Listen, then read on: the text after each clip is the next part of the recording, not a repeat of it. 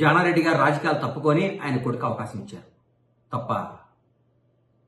మీరు ముఖ్యమంత్రిగా ఉన్నాడు కానీ మీరు అన్ని పదవులు అనుభవించి శాసించి ప్రతి ఒక్క మంత్రిని డమ్మీ చేసి అప్పటి హోంమంత్రి మహమూద్ అలీ గారు చెప్తే కానిస్టేబుల్ ట్రాన్స్ఫర్ కూడా కానీ మీరు చేయించారు. మీరు రాష్ట్రాన్ని మీ కబంధ రాష్ట్రాల్లో పెట్టుకొని రాష్ట్రాన్ని శాసించి రాష్ట్రాన్ని దోచుకొని రాష్ట్రాన్ని సర్వనాశనం చేసి 7 లక్షల కోట్ల అప్పులు చేసిన మీరు కొన్ని వేల ఎకరాల భూమిని బకాసురులాగా మింగేసిన మీరు ఏ డిపార్ట్మెంట్లో పోయినా అన్ని లొట్టలు చేసిన మీరు ఈరోజు కాంగ్రెస్ ప్రభుత్వాన్ని విమర్శించడం ఎంత మట్టికి న్యాయం తల్లి మీకు చెప్పమ్మా. నీకు చేతులెత్తి దండం పెడుతున్నా, నువ్వు నమ్మే భగవంతుడు సాక్షిగా, నీ తల్లిదండ్రుల సాక్షిగా, నువ్వు అక్రమ సంపాదన సంపాదించదమ్మా. ఒక ఆడబిడ్డవి నీ మీద లెక్కర్ స్కామ్ రావటం మీ తల్లిదండ్రులకు ఎంత అవమానం అమ్మా. మీ తల్లి ఎంత క్షోభపడి ఉంటుందమ్మా నీ వల్ల. ఆ తల్లి మహాతల్లి నీ గురించి ఎంత బాధపడి ఉంటుందమ్మా. నేను ఇట్లాంటి బిడ్డను ఎందుకు కన్నానని ఎంత బాధపడి ఉంటుందో దండం పెట్టాలనిపిస్తుంది మాకు. అంత ఆ మహాతల్లి కడుపును పుట్టి నువ్వు చేసిన పనులు ఏందమ్మా? లిక్కర్ స్కామ్లు ఎదుర్కొంటావా?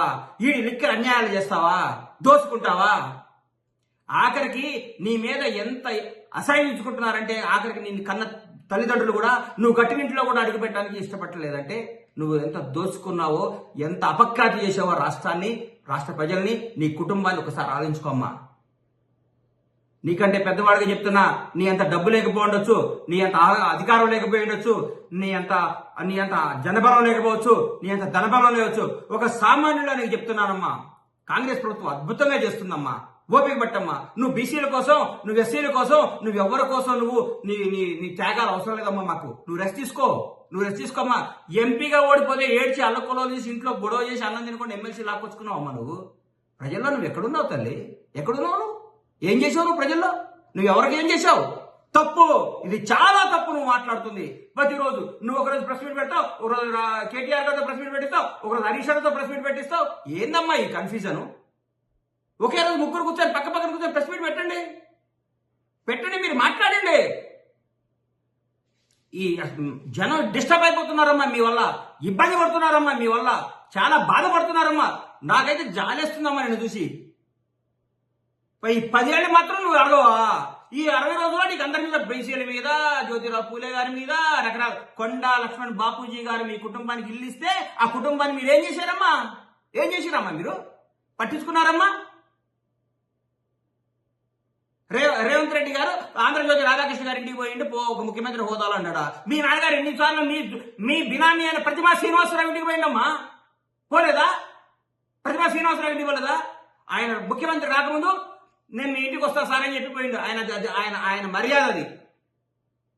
ఆయన రిసీవ్ చేసుకున్నారో రిసీవ్ చేసుకోలేదో ప్రపంచానికి తెలుసమ్మా.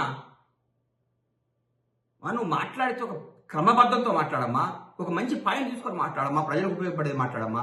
రేవంత్ రెడ్డి గారు పోతుంటే ట్రాఫిక్ ఎక్కువ అవుతుంది, రేవంత్ రెడ్డి గారు పోతుంటే అది అవుతుంది, ఆటో డ్రైవర్. ఒక పని చేయండి అమ్మా, మీరు చెప్పండి, ఫ్రీ బస్సు మీరు బంద్ చేయండి, ఉచిత బస్సు, స్త్రీలకు ఉచిత ప్రయాణం వద్దు అని మీ పార్టీ నుంచి ఒక మెమోరాండం ఇప్పియండి. మీరు స్త్రీలకు వద్దని చెప్పండి. మీరు బస్సు ఆటోలు అంటున్నారు కదా, స్త్రీలకు ఉచిత ప్రయాణం వద్దు అని ఒక మీరు మీ పార్టీ తరఫు నుంచి మీరు కేటీఆర్ గారు అందరు కలిసి మాట్లాడండి, వద్దని చెప్పండి. మరి మాట్లాడే ముందు ఒకసారి ఆలోచుకొని మాట్లాడతల్లి.